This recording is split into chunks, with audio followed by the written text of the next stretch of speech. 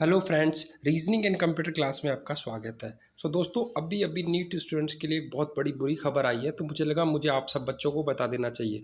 दोस्तों, जैसे कि आपको पता है कि जब से नीट का एग्ज़ाम हुआ है तब से बच्चों के सर पे प्रॉब्लम आए जा रही है। हर दिन कुछ ना कुछ नया सुनने को मिल रहा है, चाहे वो री नीट एग्ज़ाम को लेके सोशल मीडिया पे जो हाइप मची हुई है उसको लेके हो, या फिर रिजल्ट से जुड़े पेपर लीक के जो भी इशू जो बच्चों ने हाईलाइट किए हैं वो हो, और उसके ऊपर एनटी का क्लैरिफिकेशन हो कि ऐसा कुछ हुआ नहीं, या जगह जगह इंसिडेंट्स जहाँ पे पेपर्स के बारे में बताया गया हो कि बच्चे एग्ज़ाम हॉल पे थे, डिस्ट्रीब्यूशंस हो गया था, या कुछ कई ऐसी चीज़ें जो सामने आई है।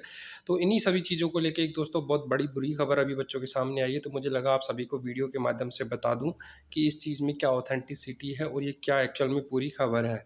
तो दोस्तों, जैसे कि आपको पता है कि अभी जब से नीट का जो एग्ज़ाम हुआ है तब से बच्चे सुप्रीम कोर्ट पहुंच गए हैं, और सुप्रीम कोर्ट में इस रिज़ल्ट को रुकवाने के पूरे जोर लगाए जा रहे हैं। तो जगह जगह बच्चों ने रिट पिटीशंस लगाई है, और उन्होंने काफ़ी इस चीज़ के बारे में बोला भी है कि जो ये एग्ज़ाम हुआ है रिट पिटीशन से रिलेटेड, इसका कुछ ना कुछ सॉल्यूशन होना चाहिए। क्योंकि इससे क्या हो रहा है कि बच्चों को प्रॉब्लम हो रही है कि जो एग्ज़ाम है उसमें चीटिंग हुई है, उसमें बोला जा रहा है कि पेपर लीक हो गया था, तो हमने जो पूरी साल प्रिपरेशन करी उसका क्या होना चाहिए, और रीनीट एग्ज़ाम्स में क्या है। तो मैं आपको अभी दिखाने वाला हूँ कि एक्चुअल में हुआ क्या है। गाइस, असलियत में क्या हुआ है कि नीट को लेके एक बच्चे ने पेटिशन फाइल करी है सुप्रीम कोर्ट में।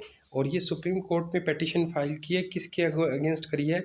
National testing agency and other, जो एनटीए है, एनटीए के खिलाफ एक बच्चे ने यहाँ पे एक पेटिशन फाइल करी है। और इस पेटिशन को ये कब फाइल किया है सुप्रीम कोर्ट में, आप देख सकते हो। ये पेटिशन बहुत रिसेंट की फाइल्ड है, मतलब 1 जून, जो कल की जो डेट है उस पे ये पेटिशन फाइल करी गई है नीट को लेके। और इसमें जो नीट का एग्ज़ाम है उसके बारे में बताया गया है कि जो नीट का एग्ज़ाम हुआ था उसमें जो चीटिंग्स हुई थी उसके ऊपर एनटी के खिलाफ, आप देख सकते हो इसमें बच्चे का नाम है, उसके साथ साथ और इसमें रेस्पोंडेंट कौन सा है? National testing agency NTA through it's chairman.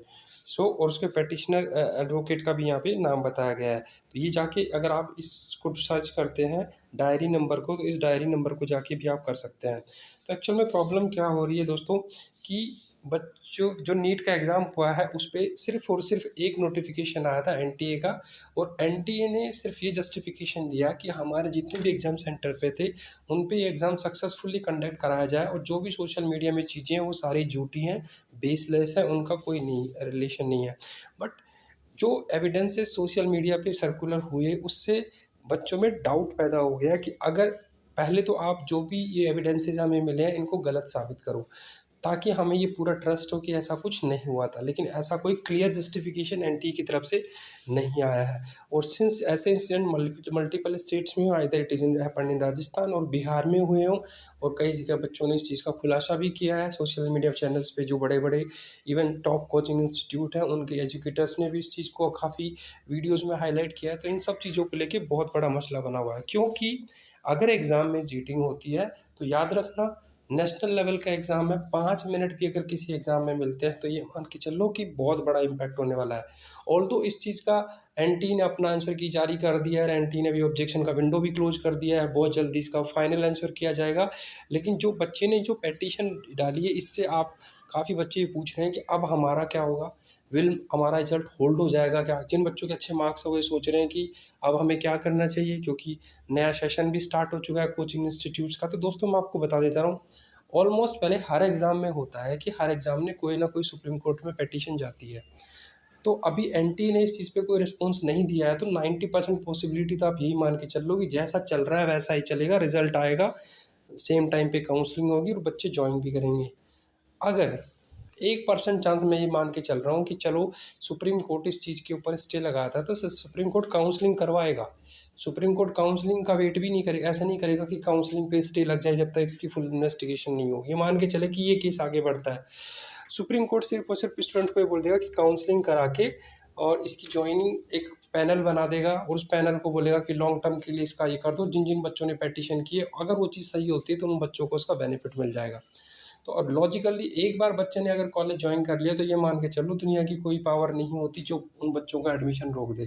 तो मैं आपसे भी, और अगर इस चीज़ का पहले से रिस्पॉन्स आ जाता है कि सुप्रीम कोर्ट इस पेटिशन को जल्दी सुन लेता है, अभी अगर आप देखोगे तो ये जो डायरी नंबर है इसका जो स्टेटस है दोस्तों वो भी पेंडिंग है। तो मतलब अभी इसको, ये सिर्फ फाइल किया गया है, ये पिटीशन अभी फाइल किया गया है, इसके ऊपर अभी सुप्रीम कोर्ट ने कोई एक्शन नहीं लिया है, लेकिन जल्दी इस चीज़ पे कोई कार्रवाई होने वाली है।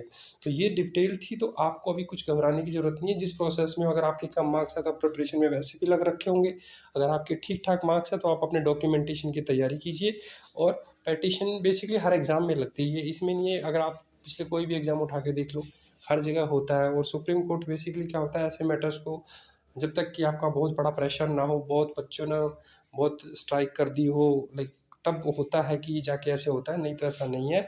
और हाँ, बस ये हो सकता है कि जिन जिन एग्ज़ाम सेंटर पे अगर उन बच्चों के मार्क्स हाई होते हैं, जिन जिन एग्ज़ाम सेंटर पे ये इंसिडेंट रिपोर्ट हुआ और उन सेंटर पे अगर बच्चों के मार्क्स हाई होते हैं, तो ये केस बहुत ज़्यादा स्ट्रॉन्ग हो जाएगा, तो रिजल्ट पे प्रॉब्लम आ सकती है। तो अभी बस इसका वेट यही करना है कि जब तक इनका रिजल्ट नहीं आता और उन सेंटर में जिस सीक्वेंस में रोल नंबर थे उनका नहीं आता, तब तक इस पे कोई अपडेट आपको किसी पे टिप्पणी करना गलत होगा। और वैसे जो भी डिसीजन होंगे वो ऑनरेबल सुप्रीम कोर्ट के होंगे। We have trust on our judiciary, तो उस पर हमें कोई डाउट करने की ज़रूरत नहीं है। लेकिन इस पे आपकी क्या ओपिनियन है, आप प्लीज़ बताना।